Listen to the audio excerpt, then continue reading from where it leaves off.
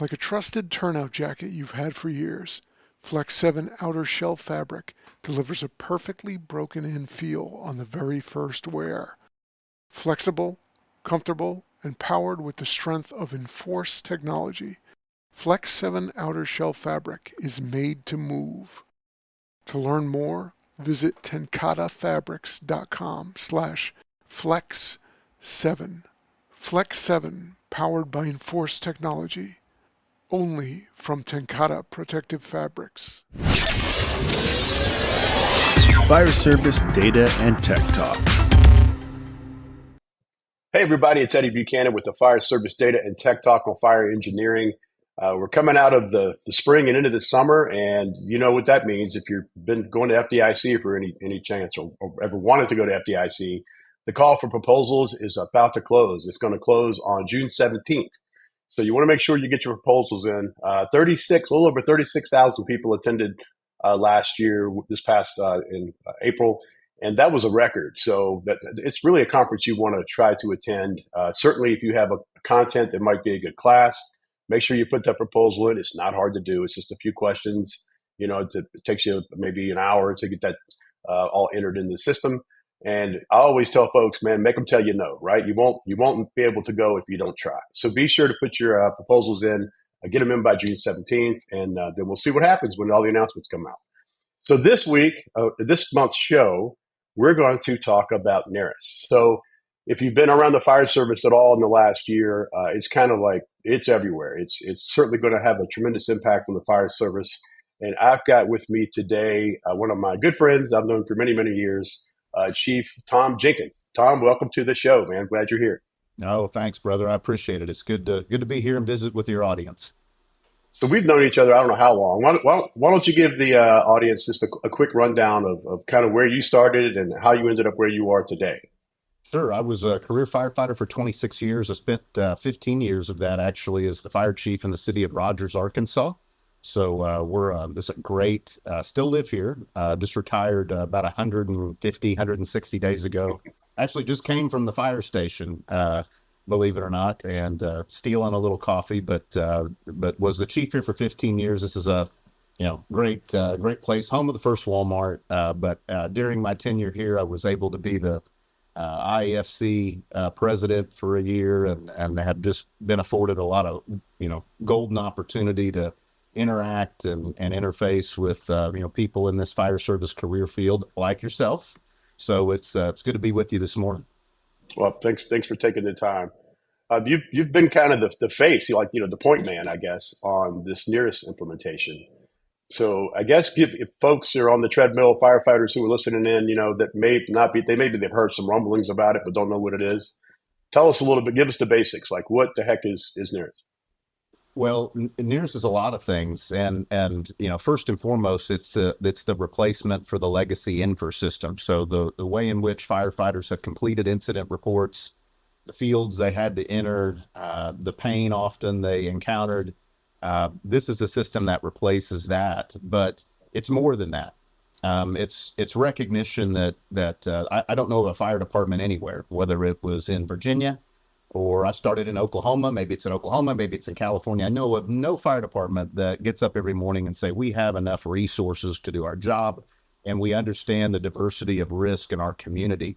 And I don't know, decades ago, certainly you've got, more time on the job than I had, but there was some period of time where emotional arguments worked, and all you had to do as a fire chief was turn up the volume.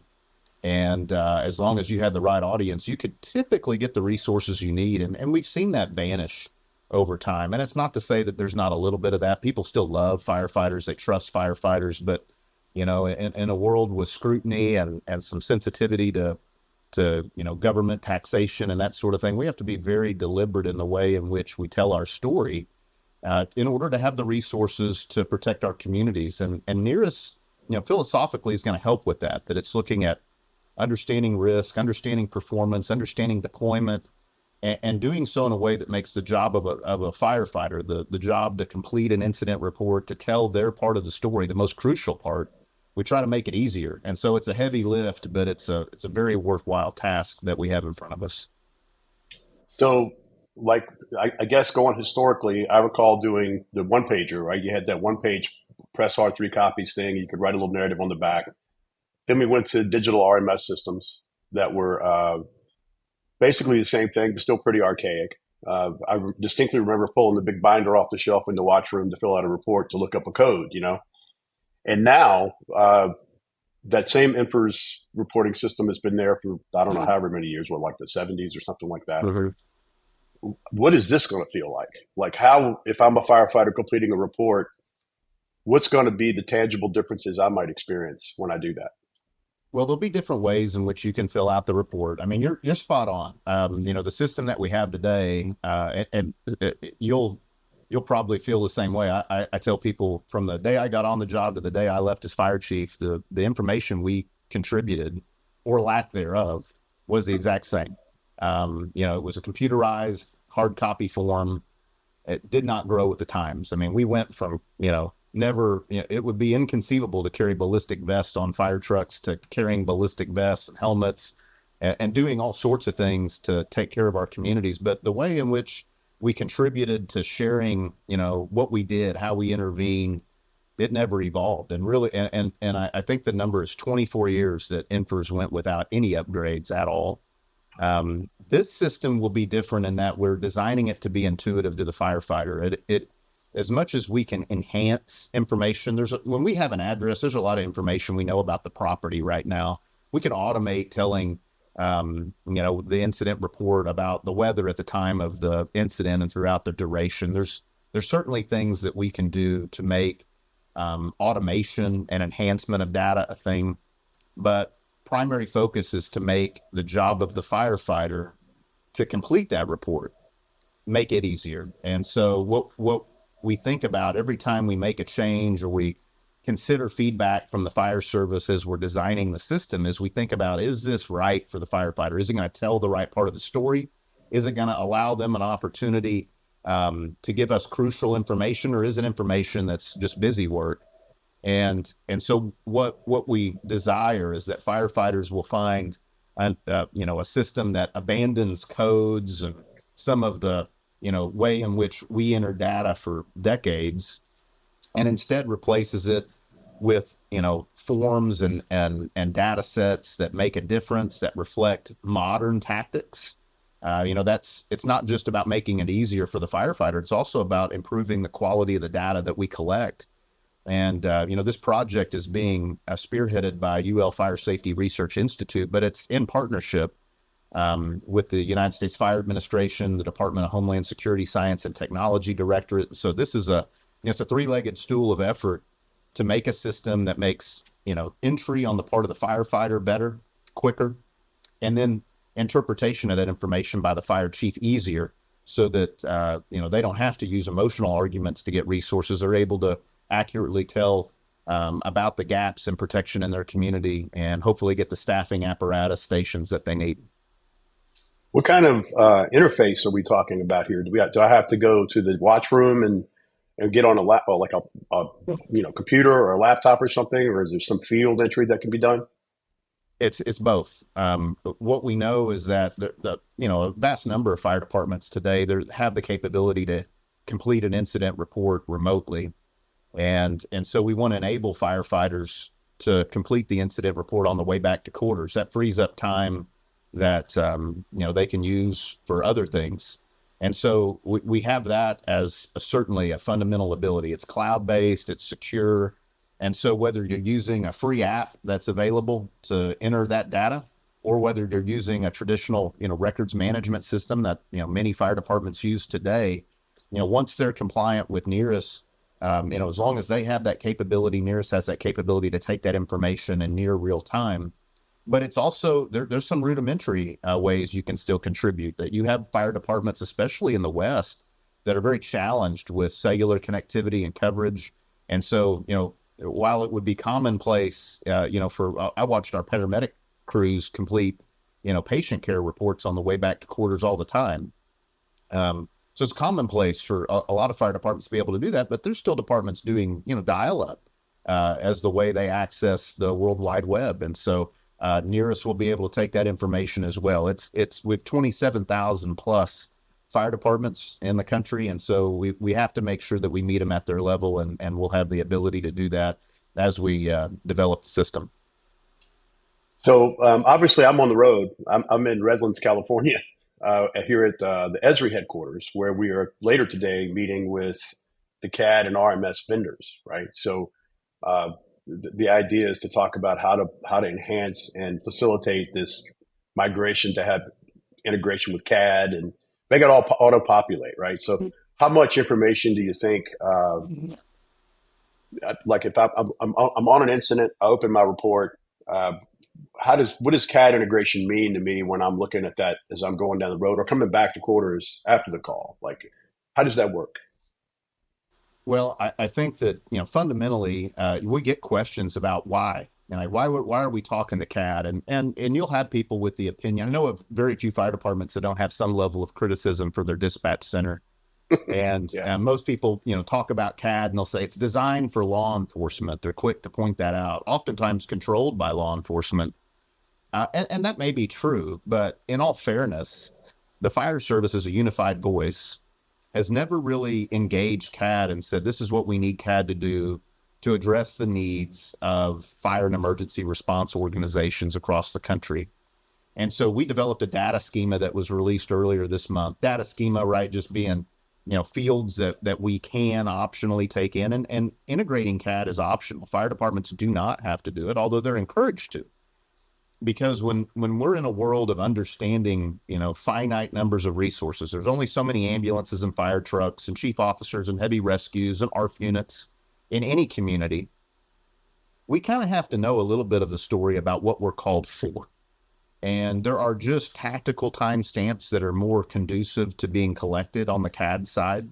That CAD scheme is able to collect a lot of information, to tell that story on the front end, to look at the mismatch or maybe even the accuracy of, do you find oftentimes that what you're called for is what you encounter, right? If you're called for a house fire, but you find a barbecue grill in the back, if all we're doing is saying what we found, it doesn't look, barbecue grill and smoke that's, not hostile, that's not a big deal at all. But when you're sending all the King's forces and all the King's men to a reported building fire, well, there's something that's important to know about resources being unavailable for a period of time while they're in a state of response, while they're investigating the source of the smoke. And so when you look fundamentally, by integrating CAD, by being able to collect some data, what it will do is just give us a more complete and a more accurate picture of what's going on with our country's firefighters.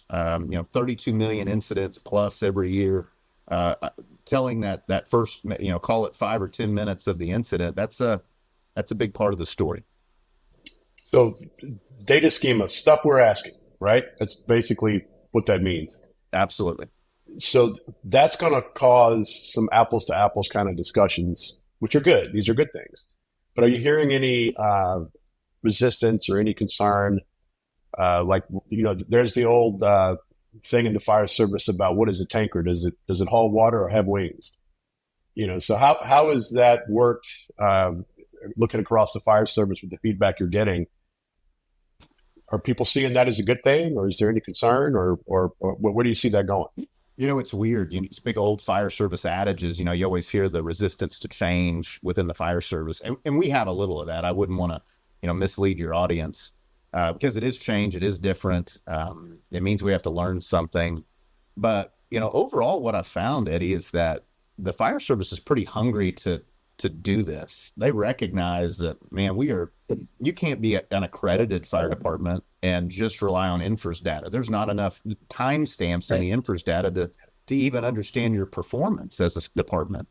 Many departments integrate their CAD data into the existing stuff right now. They're pulling some stuff over so that units auto-populate. I mean, some of this is not alien. It's just we're trying to do it on a grander scale for the first time and collect information that's more relevant to it. But what I've found is when we originally released the draft data schemas, the data sets that we were going to collect, we released those back in December before Christmas. And we asked the fire service, we said, hey, give us some feedback. Tell us what you think. What are we collecting that we don't need to? What are we forgetting? What do we need to massage a little bit that we're just not hitting the target? And we had 1,600 comments from the fire service on that. And that represented, it was something like 39 states, 145 different fire departments.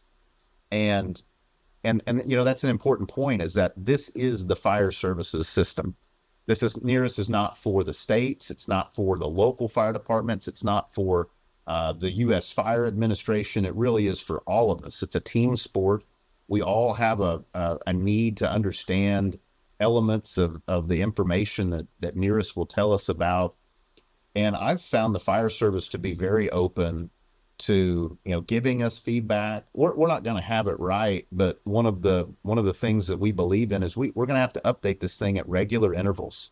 That if there's anything that we can criticize about the legacy system that we're all used to, it's that it just never changed. If you have a lithium-ion battery fire, there is no good way to enter that report, not accurately. If you have a complex incident and it has a lot of exposures, maybe, that's a pain to enter that.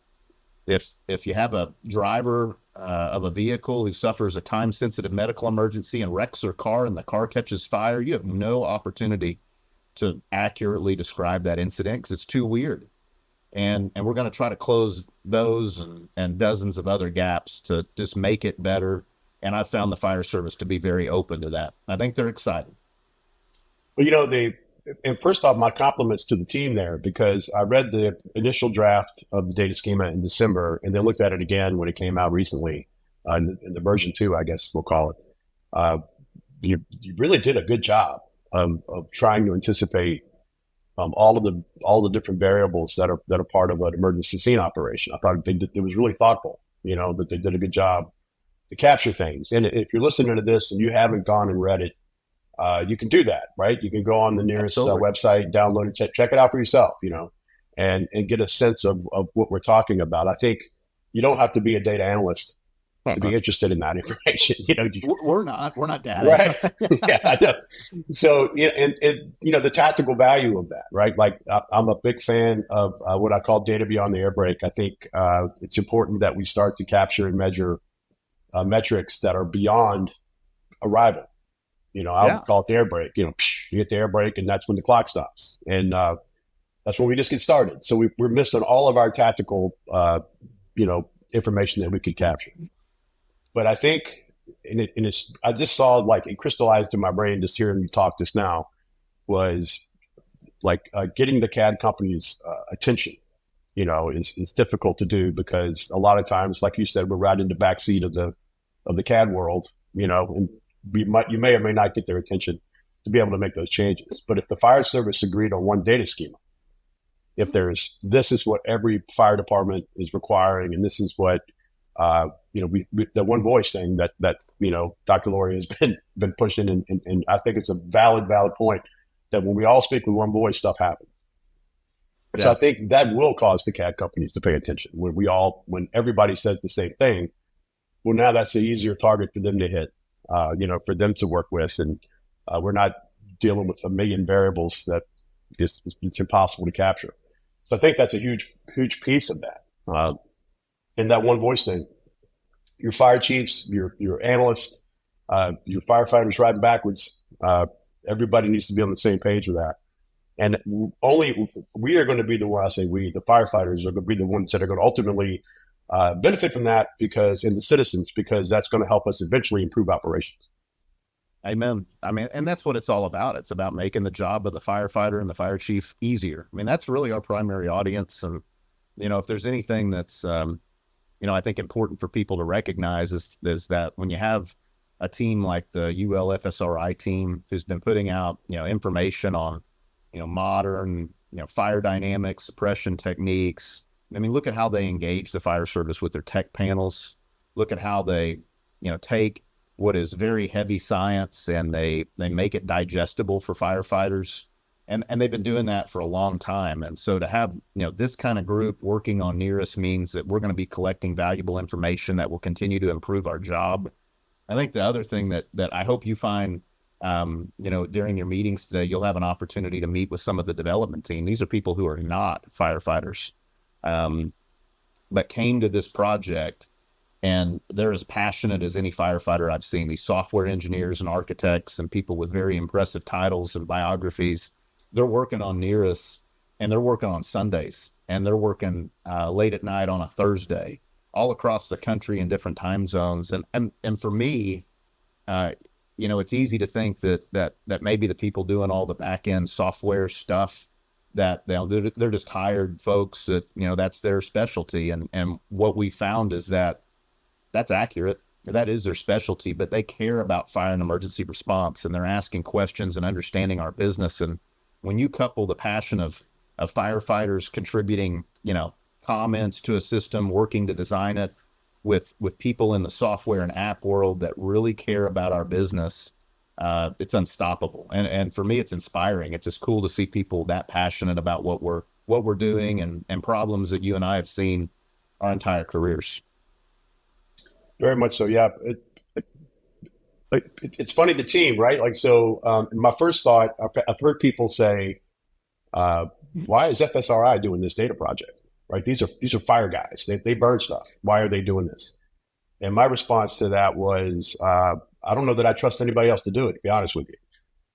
You know what I mean? Like, if you put that into a government agency, if the government agency was lead on that, I would be really skeptical about to pull that off in the timeframes and with the speed necessary to make it work. But if you give it to FSRI, I'm absolutely confident they will make it work. And it's been on time, on target so far. Absolutely. And then the tactical value, I wanted to talk about that. Like, what are some examples of metrics that we're capturing that go beyond arrival? Like, what are a few things that firefighters might care about?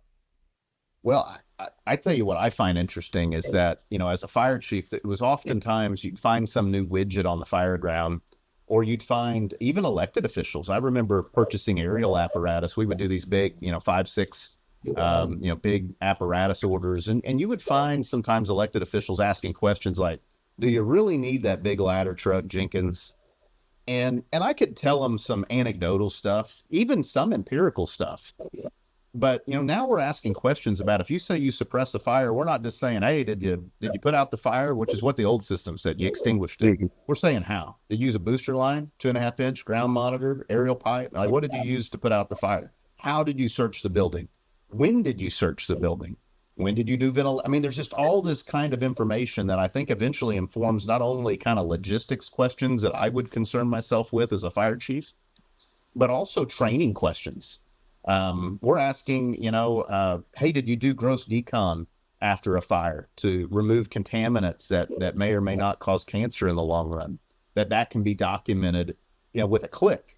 It's nothing tough, but we're able to say at the end of the year that, hey, 98% of our fires we perform gross decon on. All right, well, let's close that 2% gap, and let's make sure our workforce is 100% given the opportunity to get that stuff off of them. There's things like that. There's tactical timestamps, including not just, when you do surge, but like when you complete a 360, they're all optional. I don't know that every fire department will want them, but eventually I think you'll see some departments that say, hey, if we can collect this information, why wouldn't we? And, eventually when departments begin to, submit that information, you start to be able to draw some conclusions about, how are we doing? How are we, assuming apples to apples buildings, like how long has it taken us to search or put out a fire compared to our peers? And I think that has some value. It's, maybe even impacts the grant programs at a federal level at some point. I mean, it's just, when you begin to think of the implications of telling a better story, the positive results are almost unstoppable. Well, if you think about the value of that information, I did an episode on this show a while back with Phoenix. And if listeners, if you want to go back and find that episode, it's got a lot of detail on what we're going to mention here. But by having the tactical information, like from air brake to forcible entry, from getting from air brake to 360, from initial fire attack, all these benchmarks that you can record, when you record them over time, you can start to identify what is a really good performance, and you can start to understand what is a poor performance. And then from a training perspective, that gives us the ability to try to, as Phoenix articulated in that show, was to close the gap, to try to close that spread of performance, right? We want to bring the people that could improve up further towards the higher performance level. And without that, we really don't know. There's so much we don't know about our tactical operations because we just don't have the data. Absolutely. I used to give I'd walk in a firehouse and I'd say, "You guys good to go? Y'all ready?"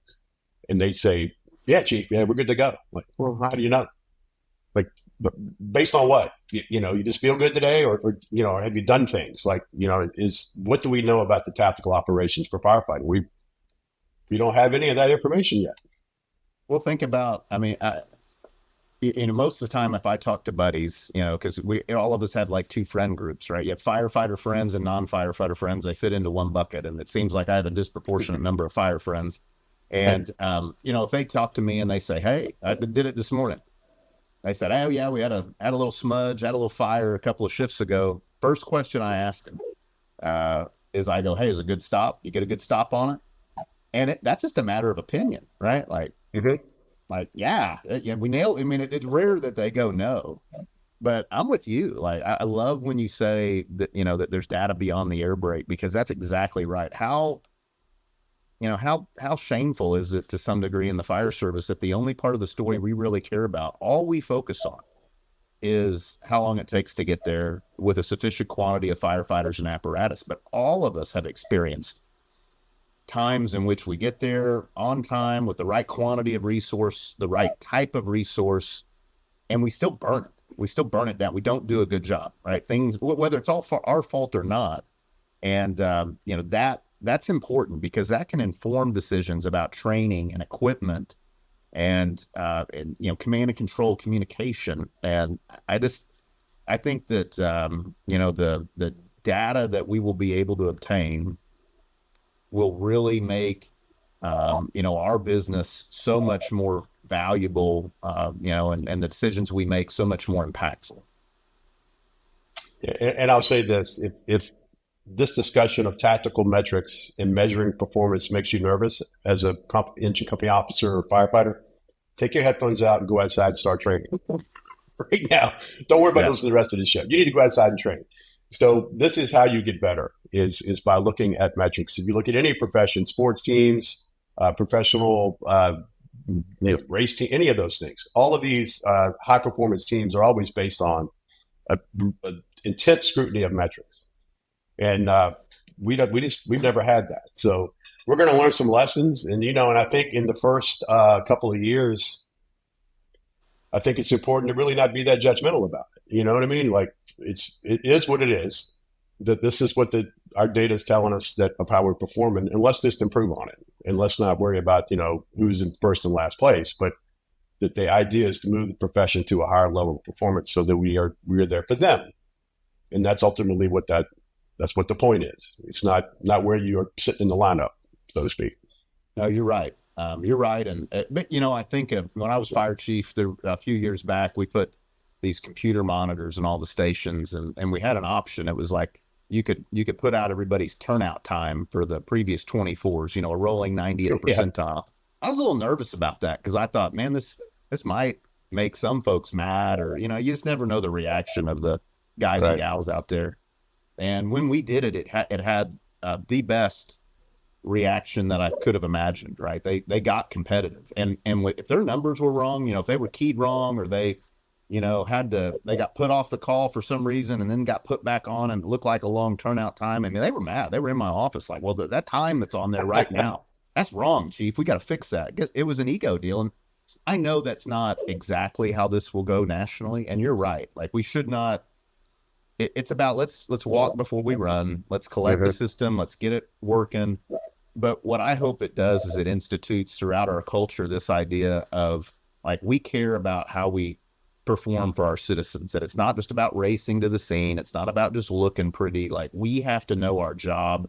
And the evidence that we know our job is that we have this downward trend on time to fire knockdown, or this downward trend on the amount of time it takes us to search a building. Like, when we find spaces that can be searched, we get in there and we find victims. When we find a fire, we put it out on our terms.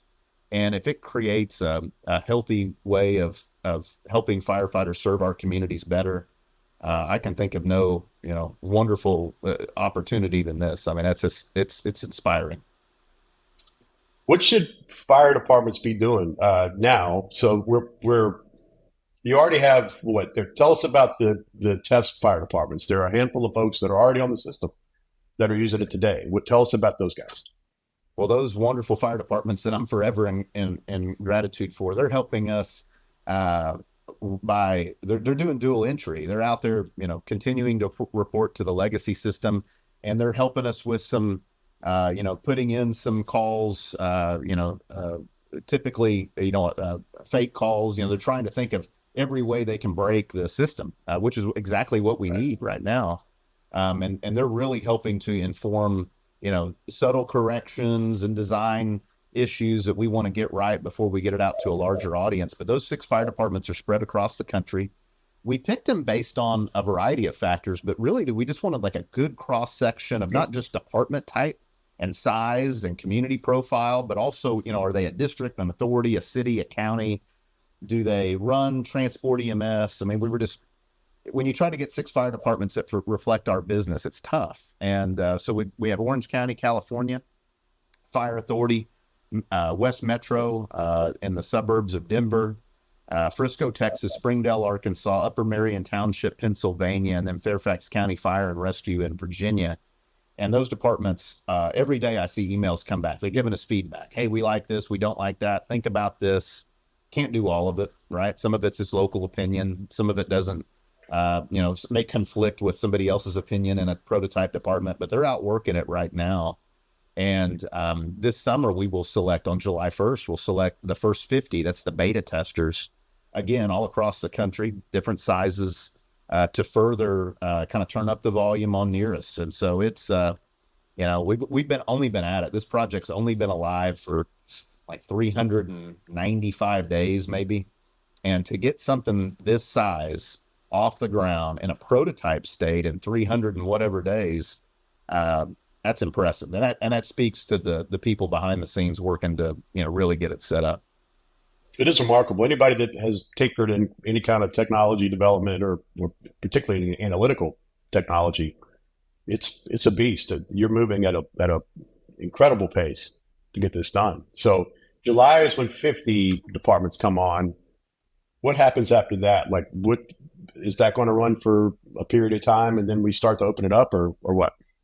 So what will happen, and departments right now, if they're interested, they can certainly reach out. I'm easy to track down these days. And but what happens is those 50 fire departments, the plan is that we'll select them. You'll have a mixed bag. You'll have some people that'll want to use the incident data collection app that's provided. You'll have some that'll use their RMS, maybe some hybrid in between. And those fire departments will go through some training and education. Then they're, the RMS departments especially, they have to, get an API, a connection into NERIS. Not difficult these days, but, they have to test that. This is, a new environment, new system. And then they'll start reporting full-time on or about the 1st of January, 2025. Starting about the same time they're going to begin reporting, we're going to select our version 1 group. Not sure the exact quantity, but we want to be very slow and methodical with the system, and especially in these early stages, we're looking for departments that have some level of data acuity that's beneficial. That without these 6 prototype departments, we would just be behind because they've taken the time to help. And even with a number of 50, we still need fire departments that are like, hey, we understand we're going to have some wrinkles in the system. It's too new, it's too big, and it's got to work for 27,000 plus fire departments. And so we're being very deliberate to get the right ones, to get different cross sections of the country. And that way, every step of the way, it's easier for fire departments. But, on the 1st of January, 2026, the legacy system goes away. And so while we want to be slow and methodical, we also have to move deliberately with a purpose to get this thing going because, we have a deadline, in which, NFIRS will go away. So January of 2026, that's an important, put that on your calendar. We'll be shooting confetti cannons that day. Yeah. Be pretty Be pretty cool. All right, January of 2026. So, what should fire departments? How do you get ready? Like, I know the different fire departments I work with talking about data. A lot of times, it's where is the data? Like, what information should I be going out to collect if I haven't already done so to be ready to be NERIS compliant? We tell people to kind of follow a 4-step process. First of all, we tell them to appoint somebody to be a NERIS point of contact. Preferably somebody that's not eligible for retirement in the next 12 months, right? We don't want to have to hunt somebody else down. But we tell them to find somebody who can just be the point of contact, and that point of contact needs to do some independent research. We're very open, very transparent. We're trying to put everything we can out there for people to consume, whether it's, very information-heavy data schemas all the way up to webinars and that sort of thing. And so we want that person to do some own independent research if they need to be caught up to speed. That person needs to be somebody who just knows a lot of the ins and outs, nuts and bolts of the fire department, because one of the things that NERIS will do is it's collecting kind of baseline level information on the department itself. We call it the entity specification, but think of it as like a census of fire departments where, we want to know how many engines, ladders, specialty apparatus, where they're located, what stations, what are the addresses of the stations, what are the minimum staffing levels, what are the capabilities and services delivered by the department, because we have to have that information to help departments understand some of the incident data, and especially with performance, effective response force, that sort of thing.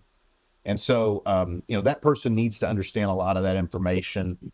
They need to gather it. They need to get information geospatially that has value to the department. Every department will have a landing page within NERIS where they can go and just view their data and look at, some kind of a menu of some basic analytical tools that for many departments, they'll be able to kind of understand some of their performance and response information for the first time. And that's important because I think culturally it also begins to add value to the firefighter, that if firefighters know that their information means something, I'd like to think that what that does is cause them to pay a little better attention to what they're putting into the system. If they feel like it's just a black hole, then, it lowers the level of criticism we might offer those people who don't give us good information. So we want them to get, information on the geospatial, data available to the fire department. That may be with your local GIS office at the city or the county. We want to know information about your mutual aid partners who you regularly respond with. And last but not least, we're asking people to also help us get the word out that, the fire service, as a brotherhood, sisterhood type of organization, every time I'm out talking, and I'm sure you've probably done this too, Eddie, I'll ask people who's heard of NERIS, and I probably get about 80% of the room now. But I still get some hands that for the first time they're hearing information. Maybe they've ignored it. Maybe they weren't listening. Maybe they were on their cell phone when, something else was going on, but we still need some mutual aid.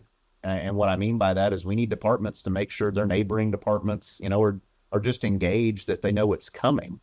And that helps us out too. So we try to be very communicative. So if people at on a local fire department have a question, don't understand the what's and the whys of the project, they need to feel very empowered to reach out. The generic email address to us is just neris@ul.org, NERIS@ul.org. Send us an email, ask us your question, and we've got a team that'll make sure that we get you up to speed. There are two sticky points that I heard that you mentioned that I think we ought to just kind of point out. Number one is if the term ERF is, you're not familiar with that, effective response force, like some of the challenges are understanding what you are as a fire department. And some fire departments haven't really thought that through yet. Like, they do what they do, but they've never really thought about defining an ERF. In fact, how many people do you need at a structure fire, basically? You might want to start those conversations internally now, right? Like if that's not something that you just thought through in the past, now's the time. Like, set a meeting for next week. Start working on it like right now, because it's going to take a minute. You're going to find questions that you maybe had not thought of that you'll have to be prepared to answer as a fire department. So Yeah. work on that. Many fire departments have, but there are also a fair bit that have not. They've not yet thought through those questions. And the other thing I think we'll find some challenges with is the GIS information. The street layers is another way to say it. Your road network, of like where your first due boundaries are, things like that. Some fire departments may have a GIS person on staff, and that makes life very easy. They can just export those things. There's nothing to it. Some fire departments that I've encountered had they had first due districts and things identified, but they didn't necessarily have the centerline street network, right? Like there's it's not what they think it is. There's missing information, there's in some cases the GIS department may be a separate entity in local government. So if you don't have a relationship with those guys, set a meeting next week, take them to lunch, and go hang out with those guys for a bit.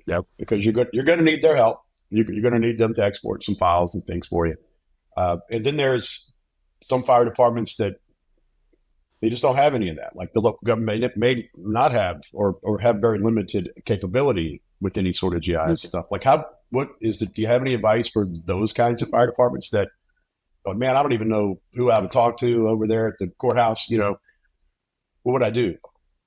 Yeah, there is likely existing information that exists on all fire departments. And so departments that lack that information, is mostly common that we will already know something about those organizations. However, if that wasn't the case, the good thing is we're drawing polygons, and while we need to know definitively how boundaries attach to other boundaries, and it may take a little bit longer in the onboarding process, we'll be able to work through it. There's been a lot of efforts over the last, call it decade, to help fire departments become more data intelligent. And this is just, I don't know that I ever would have imagined that we'd be talking to firefighters and encouraging them to, understand data and geospatial distribution of incidents. But here we are. And I think I didn't see myself sitting here. But it's cool. Like if we really care about serving the communities, it means that we have to understand the where of incident response. We have to understand the what of incident response. And we have to get really interested in almost being, community risk reducers, whether the lights and sirens are on or not, and telling part of the narrative about what we respond to, what we did, what we encountered. We have to make sure that culturally, I like what you're saying about ERF. I mean, pick up NFPA 1710 or 1720, depending on your organization, and you can figure out which one works for you. You do your own research. And, that's what we need is if I can walk into a fire station in 5 or 10 years and just grab a cup of coffee and listen to the gals and guys around the table, and they're talking about, we had a ERF, really quick on that smudge the other day. We're moving the needle, like, because we know what ERF is. We just, we've never called it ERF. We know if we have enough people or not in a relative quantity of time. It's just now we're able to have these data intelligent conversations, and that's going to make our business better. It's going to make, you still have departments reluctant to use automatic and mutual aid in some, places of the country. Time to knock it off. Like how valuable is it to know, hey, here's the standard. Fire doesn't care if it's burning in Nebraska or Louisiana or Florida. It's still hostile. It can still kill you. It's still a threat to civilians. And so how valuable is it if we can design a system that gives fire chiefs some information and causes them to go, oh my gosh, we're doing things a little shorthanded. I didn't realize that, and I'm going to fix it. I'm going to do better about calling my neighbors. If we do that, I mean, we'll impact some firefighter lives in some way, shape, or form, I think. That's a big deal. A lot of fire departments, I know the one I worked for a lot of years, for a long time, we focused on the arrival of the first unit. And that's what the metric was everybody saw. But what really mattered was when the ERF arrived, when we got everybody there. Because the timing of the tactics, I think where firefighters get in trouble from a safety perspective is when we arrive on scene and our second due engine, first due truck are still 5-6 minutes away. And we're forced. We have to do things we have to do and take risks that may not be ideal. just because those other units aren't there yet, and that's not part of the the recipe as far as the budget and staffing plans and all that go. So to being able to communicate that reality is going to, I think, save firefighters and civilians in the long run. Absolutely. Nothing scarier than pulling on scene, getting out, and not hearing any other sirens. And the sirens, yeah, like crap. Yeah. I'll share one secret if you're struggling with the GIS thing. One thing I always do is if I'm looking at a fire department, I'll Google their municipality. I'll search, like if I'm looking for Taylorsville, whatever, I'll search Taylorsville GIS and see what comes up. And odds are either the election districts or there's somebody who's geospatial technology somewhere in your local government. Somewhere they did. Okay. And I'll find a map and I'll look usually at the bottom of the map and it'll tell you what the platform is. Like Esri's a partner for NERIS, right? That's why we're here in Redlands, California today at their headquarters. So, if I see Esri in that bottom corner, then I know that tells me who I need to talk. That gives me a trail, a lead to go research and figure out who to talk to. So if you see Esri down there, you can call their fire guy, Mike Cox, who's an old buddy of all of ours, right? You can call him and he can get you on the right path. If you see something else, then that at least you know where to start just by Googling your whatever local government that you work with. So it's usually there someplace. And then then you start taking people to lunch to figure out how to get the information you need, But yeah. So where do you see this? Put your Merlin hat on a little bit, and where are we with this data once we've had it, let's say 10 years from now? What do you think it looks like when we go way down range and this thing's up and running and we've started to collect enough data to be able to do not only historical analytics, but maybe even some predictive things? Where do you see it going? I think sky's the limit. First and foremost, we have to fill the void that allows us to tell us, in a historical context, what we did in some reasonable time frame. But Eddie, what I think actually happens is that we find a system that, because it's operating in near real time, we're able to see trends, we're able to understand resource availability. We may be able to respond to incidents of national significance in a more aligned and quicker manner than ever before. But I go back to, when I travel around, and I've said it here on your podcast today, that the primary audience is the firefighter and the fire chief of the local fire department. And this is not a win. Nobody is clapping and celebrating NERIS until we make the job of the firefighter and the fire chief easier, and until we're giving them information. And so I think that in 10 years, especially, what we're going to find is that we will be using information, data that we collect with NERIS that has changed, right? Like, if the system looks the same in 10 years as it does, in version 1, somebody screwed up. We're going to make sure we're constantly keeping this thing dynamic, because the nature in which we respond is dynamic. You and I were not talking about lithium-ion battery fires 10 years ago. I don't know that we were talking about it 5 years ago.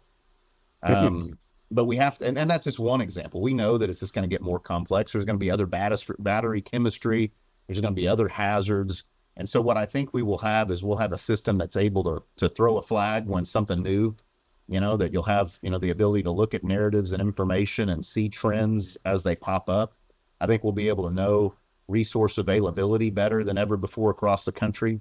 But I think more importantly, your average fire chief is going to be able to get the resources they need better. I think you'll find them working with their neighbors better, because they'll understand when there's a gap in what is an industry best practice and what they're doing. And that's what we want to do, right? We just want to fill the voids, make the community safer, serve in an all hazards sort of way. And, in 10 years, it's hard to know all the specifics, but what I feel confident in, I wouldn't have come onto the project otherwise, is that our fire services will be more effective. And I think they'll even be more efficient to some degree. Absolutely. I look at like some of the FSRI researchers can do, Dan and Steve and those guys, what they can do with fire modeling. So they can take the known dimensions of a structure with a fairly accurate known fuel load, add some weather conditions, and they can simulate, fire grows. Absolutely. So I would wonder, like with the data scientists that I have the honor of working with on a regular basis, I would love for them to see a data stream like some of the tactical metrics coming out of NERIS to see what can we do with that. Can we overlay maybe operations onto that simulation? If we had enough historical data to know, I've heard some of the researchers there use the term speed to task, like how fast a firefighter moves across a carpeted floor carrying dragging a 200-pound person. There are certain metrics that we'll start to understand how things work, and can we add to the fire growth simulation? Can we add tactics to that? Can we take it beyond just flashover and actually simulate that? Well, this tactic works this way. This tactic works that way. Kind of bringing to life, I guess, into a real-time simulation what the work they've already done with modern fuel loads and some of the great work that FSRI has already done. So I'm excited about the future. When you look, I think a firefighter on a nozzle is going to be so much better informed than they ever were in the past. Yep. Like, what did you know about a bail? Like to me, at the hose line, the bail was open, close, wiggle the nozzle around. That's all I really knew about it, right? Like, when I came up, that's all there was to know. Hang on, kid, open the bail when I tell you. That was really all we had. And now look at what we know. We understand nozzle technique, we understand hose pattern, stream patterns, and how they affect extinguishment. There's a lot more to that nozzle than just open the bail, kid. And we would not know that without the research and the data. So think of what we'll know now, or in the future, when we can look at some of those metrics downrange. It's going to be pretty impressive.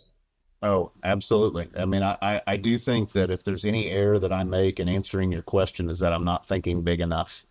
I think we have 32 million incidents plus every year with 27,000 fire departments. When we get people transitioned to the system, I think we have grant programs that are more targeted. I think that we're able to articulate staffing. I mean, but that's so basic in the grand scheme of things.